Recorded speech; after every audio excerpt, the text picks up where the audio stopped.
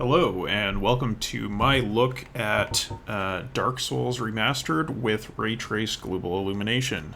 So just to be clear, this ray tracing does not include ray traced reflections, ray traced sound, some of the other forms of ray tracing you may have heard of. It's strictly the illumination system that is being ray traced here in software as a post-processing thing. So you can see I have anti-aliasing turned off because TAA, let's see, I could probably turn on FXAA and it wouldn't be a problem. The problem is you turn on TAA with ray tracing, it's not a good effect. Doesn't look very good. Because the sampling techniques used by the ray tracing post-processor and the TA are similar, and they kind of interact with each other in a bad way. So I'm going to turn off FXAA here.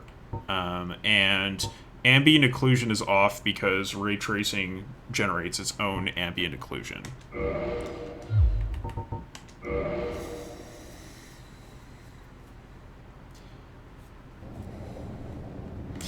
Okay, so first up, we are here with the sort of pre-Demon Ruins area.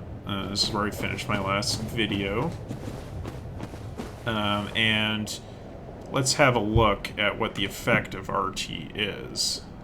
So we turn it off. It looks like it's just affecting our character model mostly.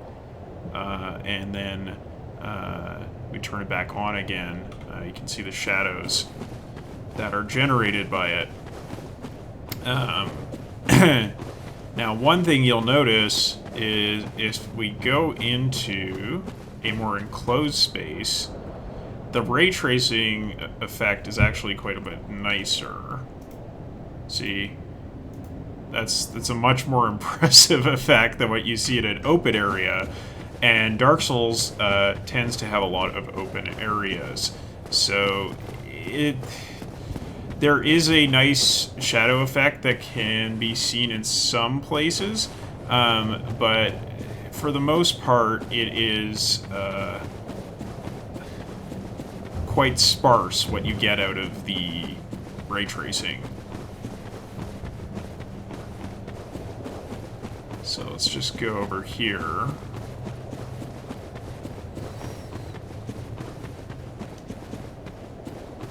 And if we look at the Demon Runes, you can see that there's quite a lot of shadows that are produced by the RT. And it does look very nice. This is one of the areas where I think it works the best.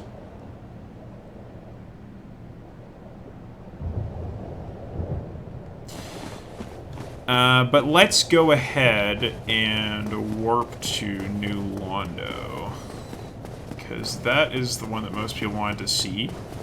The last time I recorded this video, I did try recording Ash Lake, but I can tell you that the effect there is extremely minimal. So it's really not that interesting to see, because all of those god rays that you see in the background in Ash Lake are actually just a part of the skybox. They're not even baked lighting, they're just purely a static image. So you don't really get much or anything from RT in that regard. So let's go over to Firelink Shrine and then to New Londo, and we'll wrap it up there. Alright, so Firelink Shrine is an interesting one because, you know, there's that haze that exists around the bonfire here. And it really, when the medium is filled with light by the ray tracing, it creates this really strange washed out effect. And let's just turn off RT so you can see the comparison. It looks like this nice kind of fog that's here. But when you turn on the RT, there's all these shadows added. in the fog, which looks very unnatural. So what that tells us is essentially that the fog around the bonfire is not really interacting with the light generated by the bonfire. And that's why you're able to get this effect of the fog that is kind of eerie.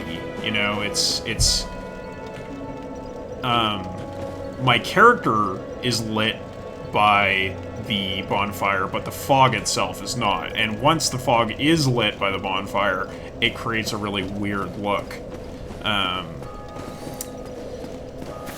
And if we go over to this area here, we can see one more interesting thing about the area, which is that this god ray is probably like a transparent decal that's being added. It's not actually a light source, and it doesn't generate any ray-traced reflections or illumination on the wall there. And then, yeah, looking up in the canopy, this looks really bad because of the added shadows. You turn that off, and it looks really good, but I think maybe what's going on here is that the light coming through the trees is not actually light. It's just a skybox. And the actual lighting is coming from the ground. It's coming from below. And so it's lighting the bottom of the canopy, which is a very strange and unconvincing effect. So again, you see the ways in which these sort of lighting tricks or visual tricks that the From Software used to create this area do not interact very well with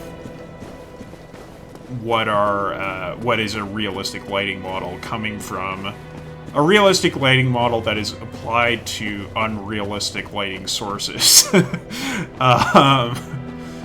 All right. So once we're inside this area, though, we can see the effect of the RT is very clear. It's coming off my character model. The light's coming off my character model, and it is very nice.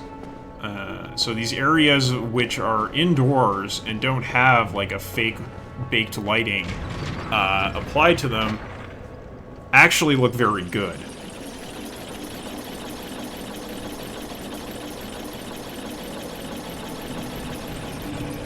So we're going down to New Londo.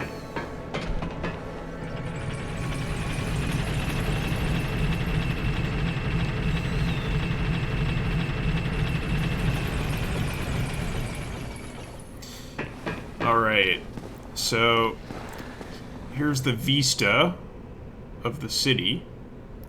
And what you see is that shadows have been added to the geometry. In the distance, you can see the buildings that are now shadowed but don't actually have any textures. But up close, you can see that these are textured. And it is an interesting effect. There's a lot of banding that I can see. It's maybe because of the color depth of the game.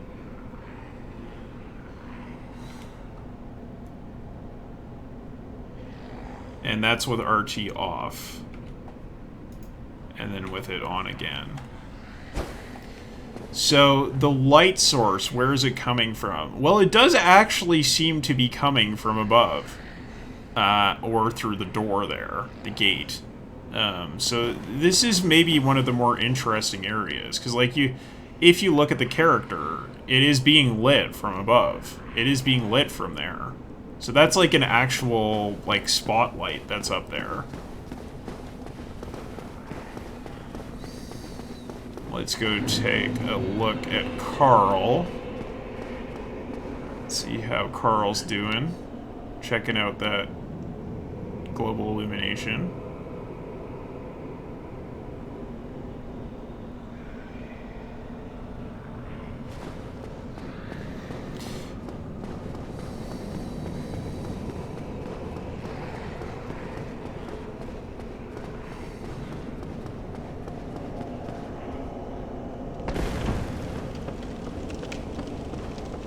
So let's take a look here. Yeah, you can see the shadows are moving with the angle of the camera, which is quite nice. And I do think that the ray tracing adds a sense of depth to this space and a spaciousness to it, which you do not really get in the default game.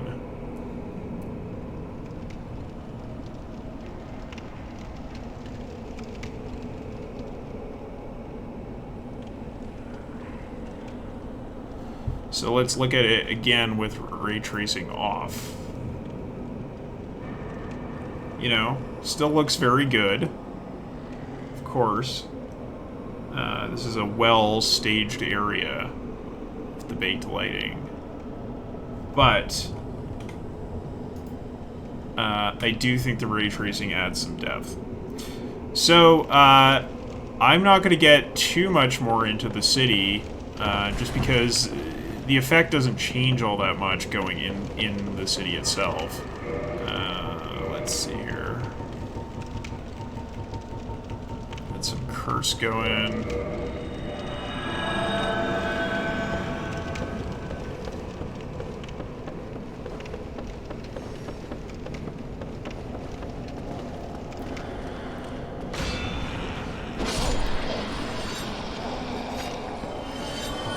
Of course, I gotta use some of this, right?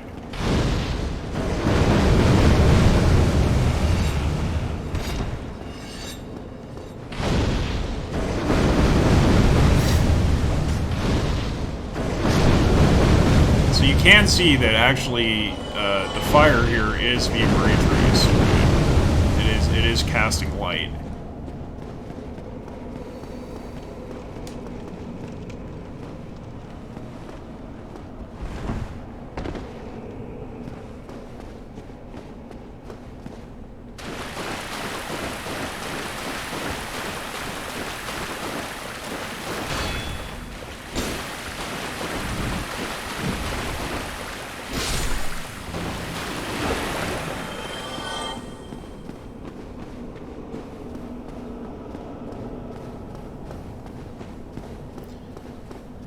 And again, areas like this look quite nice.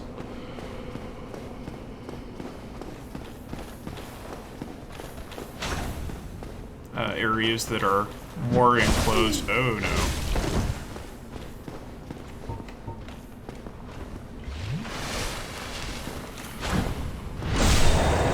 That's more like it. More areas that are more enclosed like this, the effect of the ray tracing is more pronounced and more sort of satisfying.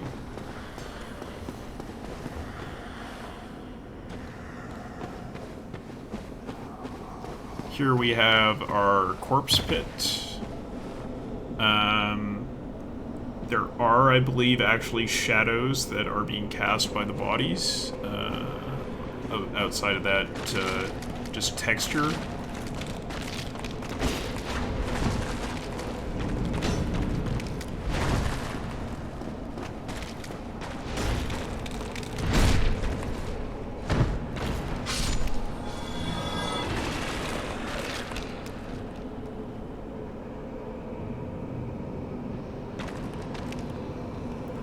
Some weird transparencies. But yeah, so you can see on top of the body, massive body textures, there are actually models that are casting light here. And this is looking up into the city. So, there you go.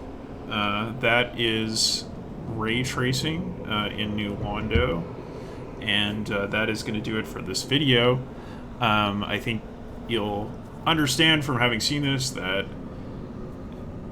you know, going forward with games, implementing RT into older titles is going to be a challenge because there's so many lighting tricks and ways of economizing on lighting that are used in older games. There's so much work put into the bakes and into staging everything in a way that is different from how you would stage an area with ray tracing, like you'd see, for instance, in Control. And one doesn't necessarily translate well to the other. There's a lot of artistry that goes into that kind of trickery that's normally used without ray tracing, and using a sort of more realistic lighting model can often reveal those tricks rather than integrate harmoniously with them. So when we look at something like, the new Halo, that game was not designed with ray tracing in place, so obviously it's going to take quite a bit of work if they want to salvage the game by redoing all the lighting.